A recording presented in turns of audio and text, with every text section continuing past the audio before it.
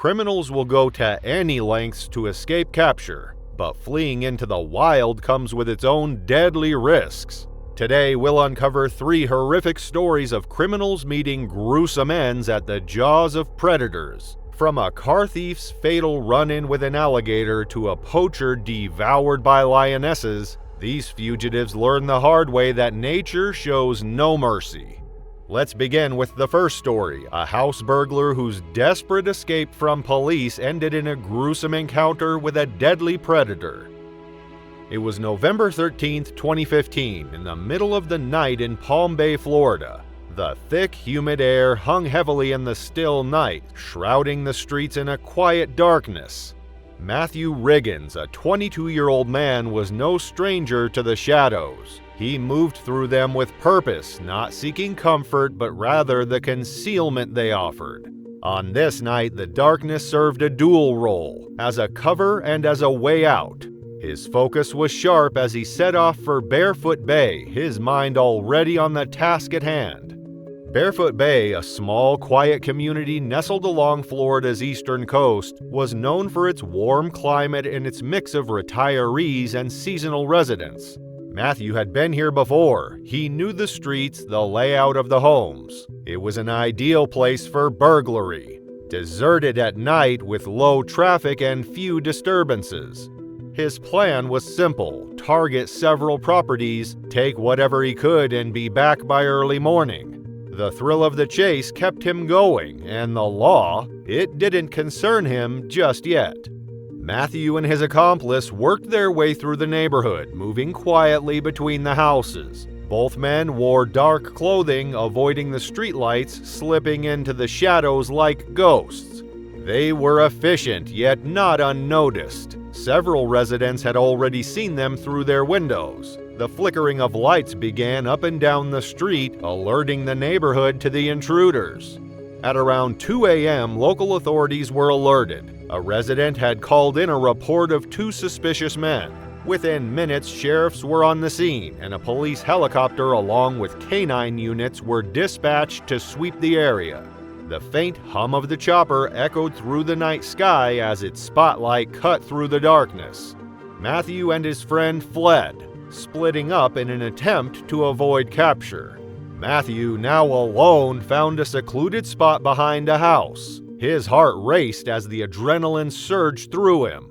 He pulled out his phone and made a call to his girlfriend. His voice trembled, low and panicked, as he told her he was being chased, that the canine units were closing in. He warned her he might not make it through the night, and promised to lay low until the danger passed.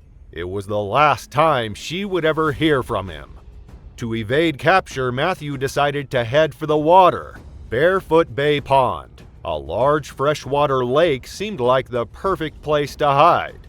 The water would mask his scent, and the police wouldn't think to search there. But in his panic, Matthew failed to consider one crucial detail: a predator already stalking the depths of the lake. Florida, home to over 1.3 million alligators, had many bodies of water that harbored these ancient predators. Barefoot Bay Pond was no exception, but in his desperation, Matthew was blind to the danger beneath the surface. As he waded into the water, the cool sensation wrapping around his leg sent a shiver up his spine. He crouched low behind the thick vegetation along the shore, watching the flashlights flickering in the distance. His heart pounded. The canine units would never think to look here. He was safe, or so he thought. Unbeknownst to him, an 11-foot alligator was already closing in. The creature's sensitive pressure sensors along its snout detected even the slightest disturbance in the water. The alligator was patient. It waited for the right moment, and Matthew, oblivious to the looming danger, remained still, his focus fixed on the searchlights above. The alligator, with its powerful body gliding silently through the water, was closing in. Matthew didn't notice it until it was too late. With terrifying speed, the alligator struck. Matthew's first instinct was to assume it was a police dog. He cried out in surprise, his voice catching in his throat as the pressure on his legs grew. But it wasn't a dog's bite, it was something much stronger. The alligator's jaws locked onto his legs with a force exceeding 2,000 pounds per square inch. His body was yanked off balance as the predator dragged him into the deeper water. His legs burned with pain, but he tried to break free, scrambling in the water, pushing against the alligator's grip. But the more he fought, the more the creature tightened its hold. Panic surged through him. His legs were trapped. The alligator dragged him further into the murky water, the darkness closing in around him. The officers still sweeping the neighborhood could hear his cries, but they couldn't pinpoint where they were coming from. They didn't know Matthew had already fallen victim to an apex predator lurking in the pond. Minutes passed like hours as Matthew struggled against the relentless pull. His strength began to wane, his body growing heavier with each passing moment. The alligator's grip never loosened. His vision blurred, his lungs burned as the cold water filled them. And then, everything went black. The alligator, having secured its kill, pulled Matthew's lifeless body deeper into the water. It held the body tightly in its jaws, continuing to drag it through the depths. The predator wasn't done yet. It would not leave its meal. That night, the police scoured the area, but they did not find him. The predator had kept its prize. Matthew's body was discovered 10 days later after his family had reported him missing. The discovery came too late. His body, when found, was in a horrific state. His legs and one arm had been torn away, and his body had been savaged by the alligator. Divers approaching the body were met with an aggressive response. The alligator, still defending its kill, attacked the divers, snapping its jaws at them as they drew closer. The creature would not abandon its prize. The Florida Fish and Wildlife Conservation Commission responded, calling in an expert trapper to handle the situation. When the alligator was finally captured and killed, its stomach contents revealed human remains, consistent with Matthew's injuries, including a hand and a foot. It was believed that Matthew had drowned before being partially consumed by the predator. This was the alligator's way of dealing with larger prey, subduing it, dragging it under the water, and tearing it apart in a series of violent death rolls. Matthew's accomplice, who had been with him that night, was eventually found and questioned by authorities. He refused to cooperate, unwilling to divulge details about the burglary or his friend's fate, and was ultimately released without charge. Florida leads the United States in alligator attacks, a chilling reminder of the dangers lurking just beneath the surface. Matthew's story is one of eerie irony. His encounter with a predator felt almost like karma for the crime he committed. But his story is just the beginning. In the next case, a group of car thieves goes on the run and one of them makes a desperate decision to hide underwater. What the police found afterward was horrific. Viewer discretion is advised. It was November 2007 at the Miccosukee Indian Reservation Resort and Convention Center in Dade County.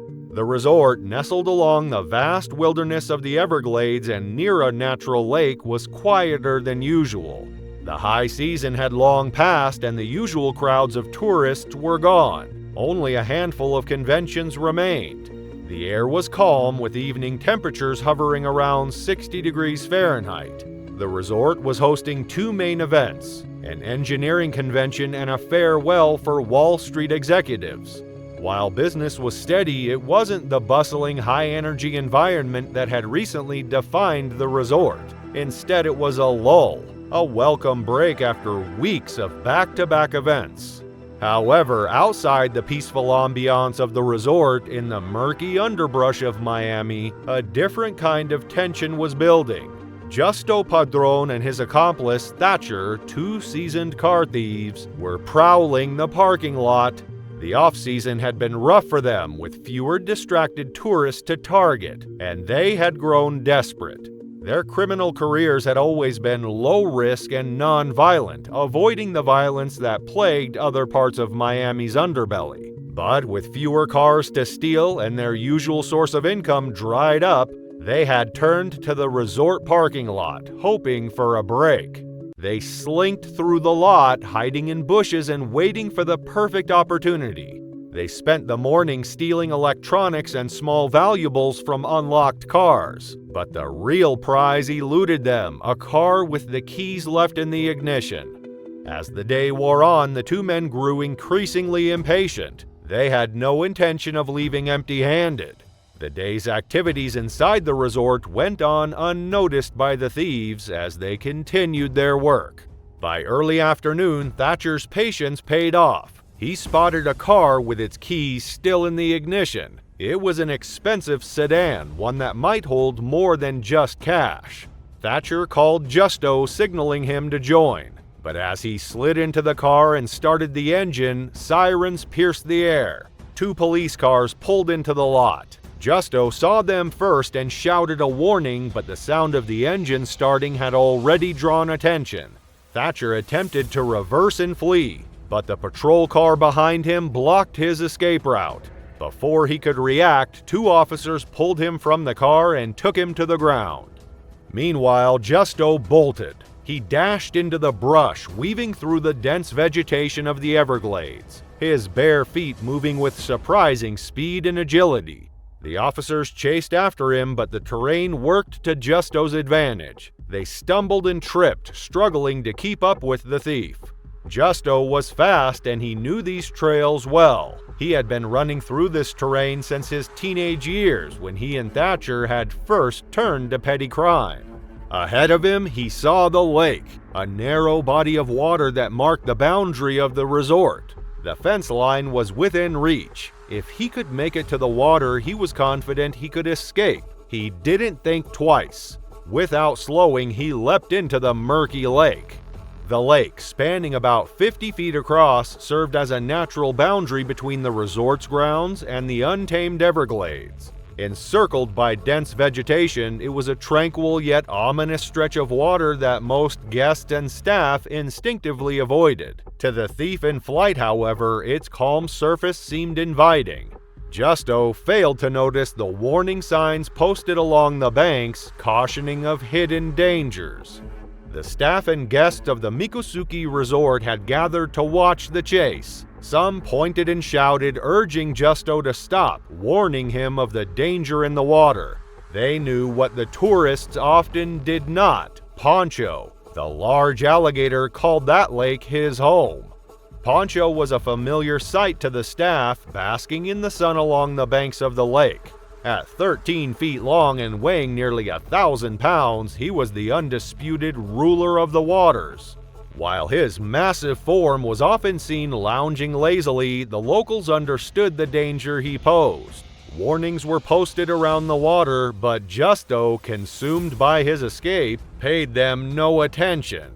Poncho, roused from his midday nap by the commotion, shifted his gaze toward the water. He saw Justo, a figure darting through the murky depths. The sight was unusual. No human had ever dared to swim across his domain before. To Poncho, it was clear. This human was a meal waiting to be claimed. The crowd on the shore began to yell louder, urging Justo to turn back. The two officers, breathless from the chase, joined in on the chorus, but Justo was too focused on the fence in the distance. His strokes were strong and his head broke the surface of the water every few seconds, but he paid no attention to the signs of danger. He had made it halfway across the lake now, but Poncho had already slipped into the water and was moving toward him with terrifying speed. The police officers and resort staff watched in horror as the alligator closed the distance. Justo was unaware, and with each stroke he moved closer to his doom. When Poncho finally struck, it was fast and silent. The alligator's massive body surged from the depths, latching onto Justo with a grip of iron. Before he could react, Poncho had him in its jaws, and the death roll began. The chaotic sound from the shore filled the air, but for Justo, all that existed was the crushing grip of the alligator's jaws and the violent spinning of its body. He struggled, his hands clawing at the alligator's scales, but it was no use. The more he fought, the tighter Poncho's grip became. Water flooded his lungs as the gator spun him with terrifying speed. The pain was immense, and soon his consciousness began to fade. The crowd on the shore stood frozen, unable to help as Poncho dragged Justo beneath the surface. The officers watched in disbelief, too far away to intervene. The lake was murky and Justo's figure disappeared into the dark depths. Poncho didn't waste time with the usual surface spins. Instead, he took Justo deep, 50 feet under the water, where it could finish the kill without any interference from above. The alligator held its prey in place, its massive body curling around Justo, applying crushing pressure until his heart ceased to beat. It wasn't until Justo's struggle stopped that Poncho released him. The alligator swam to a more secluded part of the lake with its kill, where it could feed in peace. Back at the resort, Thatcher was being driven away in handcuffs. He had been arrested and taken to the nearest jail, but all he could think about was Justo. He had heard the screams from the shore, and he knew his friend was in trouble. There was nothing he could do now, and he was left helpless, knowing he would never see Justo again. By the time Thatcher arrived at the jail, divers and additional police had arrived at the lake. They scoured the waters, searching for Justo's body. Hours later, they found him, his lifeless body still held in the alligator's jaws. The police killed the alligator and removed what remained of Justo's body. When they informed Thatcher, he sat in his cell numb. He wasn't able to attend the funeral, left to reflect on the life of crime that had led to his friend's death. All he could do was mourn in silence. The Miccosukee Indian Reservation Resort would never again tolerate the presence of a predator in its waters. After the tragedy, they ensured that no alligator would make its home near the resort again. When you hear the story of Justo Padron, you might also feel a twinge of sympathy. His punishment for a crime wasn't imprisonment, it was a death sentence delivered by a crocodile lurking in the waters. But do you think thieves deserve such a fate, or was it simply a case of terrible luck? Share your thoughts in the comments below as we move on to the most devastating attack in this video. A tale of an illegal poacher who faced nature's harshest justice. Let's dive in. It was a moonless night on February 9, 2018. David Beloyi and his two companions moved quietly through the underbrush, the sounds of their footsteps muffled by the dry earth. They had crossed the South African border from Mozambique under the cover of darkness, heading toward the Umbabat Game Reserve just south of the Olifants River. They were no strangers to this journey. The men from the remote village of Mavudza in Mozambique had made the trek countless times before. The path, though treacherous, was one they knew well. David, a 50-year-old poacher, was no different from many others in his village, living in a poor, isolated area where the majority of the population was illiterate and barely survived from farming. His family, like most in Mavudza, lived off the land, but the income was meager and few had the luxury of electricity or future prospects. The temptation to turn to poaching was overwhelming. Big game, elephant, rhino, lion, offered wealth beyond what his small farm could provide. Rhino horn was worth more than gold on the black market. It could feed his family for years. Tonight, David and his two companions, armed with a pair of .456 Winchester rifles, were on the hunt. Their target, the animals of the wild that had roamed these lands for centuries. They sought out rhinos, elephants, or perhaps even lions, any animal whose body parts would fetch a high price on the black market. These men were risking their lives for the chance at unimaginable wealth, even though they knew the danger of being caught or killed by both rangers and the very animals they hunted. The reserve was eerily quiet as the trio advanced through the underbrush. They knew that the best time to hunt was under the cover of darkness, when the moon was hidden and the flashlights used by the poachers could not be detected by rangers. The air felt still, as if the entire brush was holding its breath. The men's arms brushed against the sharp acacia thorns, their hearts pounding in their chests as adrenaline started to course through their veins. They moved carefully, flicking on their flashlights only for brief moments to search for tracks. They crouched down low, spotting what seemed like the paw prints of a lion. Their search was halted by a low growl, a sound that was chillingly close. David's eyes widened in the dark as his companions froze. The night, once still, now seemed to buzz with an unseen presence. They were not alone. Something far more dangerous than the poachers was out there hunting as well: the African lions. The African lion is one of the most feared predators in the world, a creature whose size and power can bring down prey far larger than any human. A lion can weigh nearly 500 pounds with powerful jaws and teeth that can crush bone. Its night vision is 6 to 8 times better than that of a human, making it a formidable hunter in the dark. Lions typically hunt in packs, often at night when their prey is unaware. Their predatory instincts are honed by millennia of survival, making them experts in the art of the kill. David had no idea that the pride of lions was so close. Perhaps they had followed the smell of the three men, or perhaps they had simply been hunting the same way.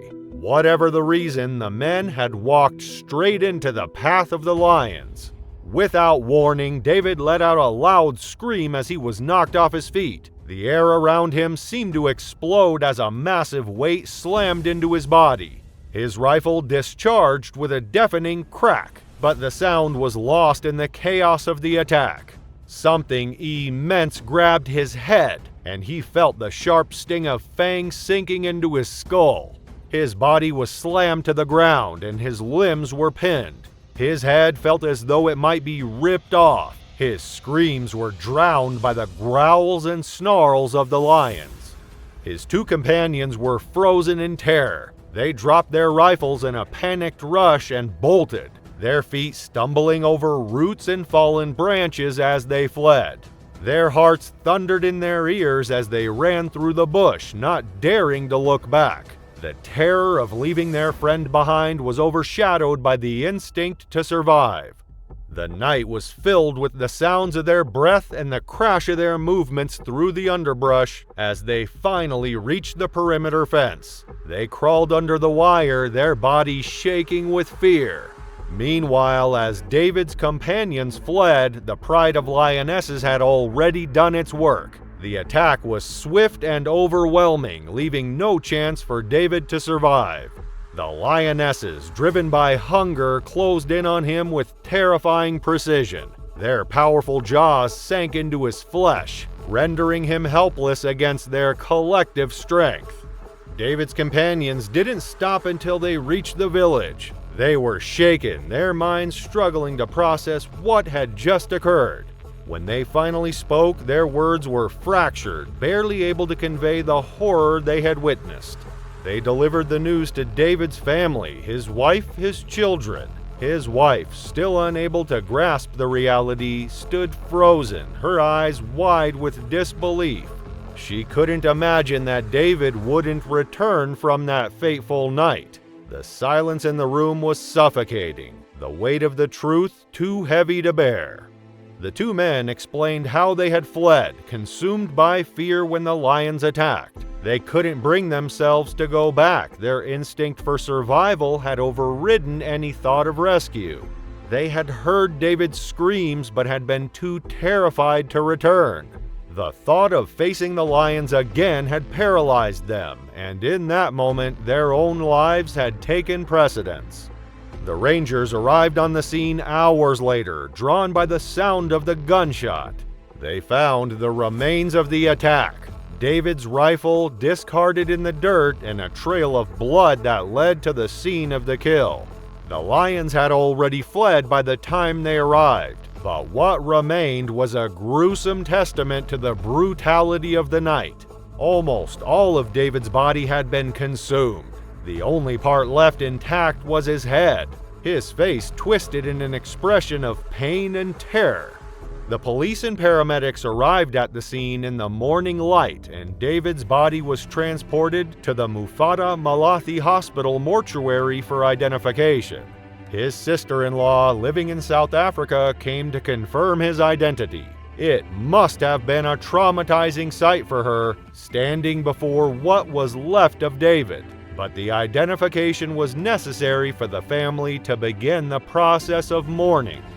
Lieutenant Colonel Mawaki Nagopi of the South African Police Service began piecing together the details of the tragic night. Evidence of poaching was clear. The rifles and ammunition confirmed the man had been after big game. 2 sets of footprints suggested that David's companions had fled, leaving him behind to die. Some may have thought David got what he deserved given the life he had chosen. But the lions weren't concerned with his profession, they had simply been hunting. The poaching problem in South Africa has reached disturbing proportions. Lions, along with rhinos and elephants, are frequently targeted for their body parts, which are sold on the black market for enormous sums. Lion bones are in high demand in the Far East for use in traditional medicines, and even lion faces and paws are hacked off and shipped for various purposes. The rangers and anti-poaching units have become desensitized to the gruesome scenes they uncover, and the dwindling lion population is now overshadowed by the ever-growing number of poached animals. David's death was a reminder of the dangers of both the animals and the poaching trade, but it also served as a grim reflection of the relentless cycle of violence that continues to plague the African wilderness, a cycle that claims both human and animal lives in the pursuit of wealth. The poachers may not be the only ones to pay the ultimate price, but the price of their greed and violence continues to be paid in blood. Thank you for joining us in the world of deadly predators. These attacks show how quickly nature can turn deadly, even for seasoned adventurers. But don't go just yet, there's one more story you need to hear. Hendry Coetzee, in pursuit of adventure on the Lokuga River, encountered a predator unlike any other, a massive crocodile. One moment he was paddling through calm waters, the next, his kayak was torn apart and he was dragged beneath. What happened next is a chilling reminder of the hidden dangers that lie beneath. Click to watch the full story.